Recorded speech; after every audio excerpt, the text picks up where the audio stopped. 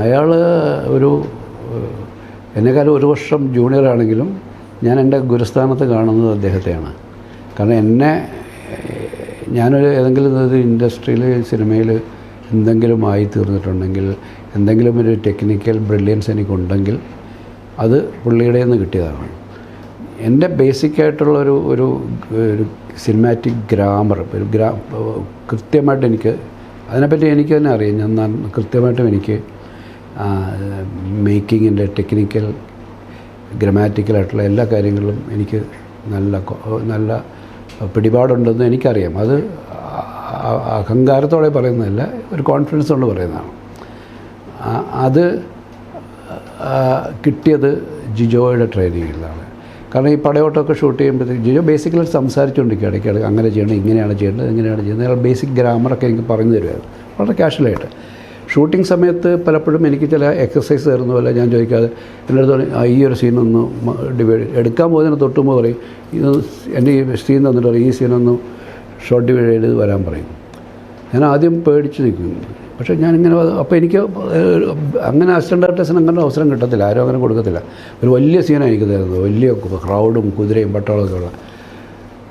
ഞാനതിരുന്ന് കുറേ നേരം ഇരുന്ന് വർക്ക് ചെയ്ത് ഞാൻ കൊണ്ട് കൊടുക്കുമ്പോൾ പുള്ളി പറയും, എന്തിനാണ് ഈ ഷോട്ട് വെച്ചത്, അത് വേണ്ടായിരുന്നില്ല, അതിനൊരു ഇങ്ങനെ ആയിക്കോട്ടെ എന്ന്. അപ്പോഴാണ് ഞാൻ പഠിക്കുന്നത് ഒരു കാര്യം, അതല്ല ഇതാണ് നല്ലതെന്നുള്ളത്. അങ്ങനെ ഒരു ലേണിംഗ് പ്രോസസ്സുണ്ട്. പിന്നെ ഞാൻ പറയുന്ന പോലെ ഈ എഡിറ്റിങ്ങും എല്ലാ ഏരിയയിലും സ്റ്റോറിയുടെ സ്ക്രീൻ പ്ലേ എല്ലാത്തിലും പുള്ളിക്ക് കൃത്യമായിട്ടുള്ളൊരു ഒരു ഡിസിഷനുണ്ട്, പുള്ളിക്ക് അറിയാമത്.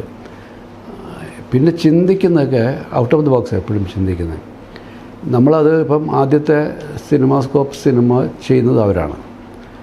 അത് കഴിഞ്ഞപ്പോൾ പുള്ളിയുടെ അടുത്ത ചിന്ത ആദ്യത്തെ 70mm സിനിമ മലയാളത്തിൽ, ഷോലയ്ക്ക് ശേഷം മലയാളത്തിലാണ് സിനിമ 70mm ഉണ്ടാകുന്നത്.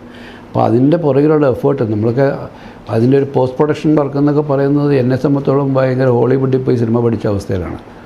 കാരണം അതിൻ്റെ സൗണ്ട് റെക്കോർഡിങ് 6 track സ്റ്റീരിയോഫോണിക്കിൽ അത് റെക്കോർഡ് ചെയ്യുകയാണ്. ആ റെക്കോർഡിങ്ങിൻ്റെയൊക്കെ അത് ഇതുവരെ ഇന്ത്യൻ സിനിമയിൽ നമ്മൾ ഷോലയൊക്കെ ലണ്ടനിൽ പോയി ചെയ്തത്, ഇവിടെ അത് ചെയ്തിട്ടില്ല. പിന്നെ അതിൻ്റെ അതിനു വേണ്ടി നടത്തുന്ന ഒരു ടെക്നിക്കൽ പ്രിപ്പറേഷൻസ് ഉണ്ട്. ഈ ട്രാക്കുകളൊക്കെ ഉണ്ട്, 24 ട്രാക്കുകൾ നമ്മൾ ഉണ്ടാക്കണം. ഈ 24 ട്രാക്കുകൾ അസൈൻ ചെയ്യുക, ഈ സൗണ്ട് എവിടെയാണ്, പിന്നെ ഈ സറൗണ്ടിലേക്ക് പോകുന്നതൊക്കെ. അപ്പോൾ അതൊക്കെ ആദ്യമായിട്ട് കിട്ടുന്നൊരു ഒരു എക്സ്പീരിയൻസാണ്, മറ്റാർക്കും കിട്ടാത്ത എക്സ്പീരിയൻസാണ് ആ സമയത്ത്. അന്ന് വേറെ ആർക്കും അത് ചെയ്യില്ല. ഞാനാണ് അതിൻ്റെ കൂടെ ത്രൂ ഔട്ട് നിൽക്കുന്ന ഒരാളെന്ന് എനിക്കതെല്ലാം വളരെ ഡീപ്പായിട്ട് പഠിക്കാൻ പറ്റി. അത് കഴിഞ്ഞപ്പോഴത്തേക്ക് പുള്ളി 3Dയിലേക്ക് വന്നു. 3Dയുടെ ആദ്യകാലത്ത് അതിൻ്റെ ആദ്യ ഡിസ്കഷൻ സമയത്തൊക്കെ ഞാൻ അതിൻ്റെ ഉണ്ടായിരുന്നെങ്കിൽ പോലും അപ്പോഴത്തേക്ക് ഞാൻ മറ്റ് എൻ്റെ സിനിമകളിലോട്ടൊക്കെ പോയ സമയത്ത് അത് തന്നെ അത് മാറി. എങ്കിലും അന്നേ ആ 3D പിന്നെ പുള്ളി ഈ ഇപ്പോഴും അത് വന്നല്ലോ ഹോളോഗ്രാഫിക് പ്രൊജക്ഷൻ എന്നൊക്കെ പറഞ്ഞിട്ടുള്ളൊരു കൺസെപ്റ്റ് പുള്ളി അന്നേ ചിന്തിച്ചു തുടങ്ങിയിട്ടുണ്ട്. ഇന്നും അത് പൂർണ്ണമായിട്ടും ആ ഒരു ടെക്നോളജി ഇവിടെ വന്നിട്ടില്ല. തിയേറ്ററിന് ചുറ്റും ഇരുന്ന ആൾക്കാർക്ക് ക്യാരക്ടേഴ്സിനെ കാണാം. അത് ഒരു ഹോളോഗ്രാഫിക് പ്രൊജക്ഷനാണത് വരുന്നത്. അതൊക്കെ ഇപ്പോഴും എക്സ്പീരിയൻസ് നടന്നുകൊണ്ടിരിക്കുക. അങ്ങനെയൊക്കെ ചിന്തിക്കുന്ന മണിരത്നം എവിടെയോ ഇൻ്റർവ്യൂവിൽ അത് തന്നെ പറഞ്ഞിട്ടുണ്ട്, ഇതേ കമൻറ്റ് ചെയ്തിട്ടുണ്ട്. ജിജോ സിനിമ ചെയ്തിരുന്നെങ്കിൽ ഞാനൊന്നും ഇവിടെ ഉണ്ടാവത്തില്ലായിരുന്നു എന്ന് പറയുന്ന പോലെ.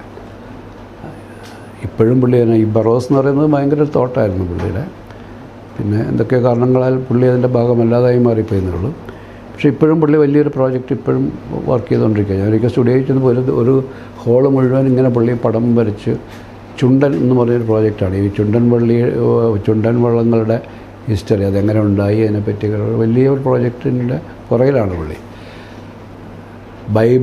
ആദ്യമായിട്ട് ബൈബിള് അന്നൊന്നും ചിന്തിക്കുന്ന കാലം മുമ്പ് തന്നെ ബൈബിൾ എന്ന് പറയുന്ന വലിയ ഒരു ക്യാൻവാസിൽ കുറേ എപ്പിസോഡ്സ് ഷൂട്ട് ചെയ്യുകയും ചെയ്തു. അതിനകത്ത് 1-2 എപ്പിസോഡ് ചെയ്യാനായിട്ട് എൻ്റെ അടുത്ത് ആവശ്യപ്പെട്ടു. പക്ഷേ അത് കഴിയുമ്പോഴത്തേക്ക് അത് നിർത്തി വെക്കേണ്ടി വന്നു.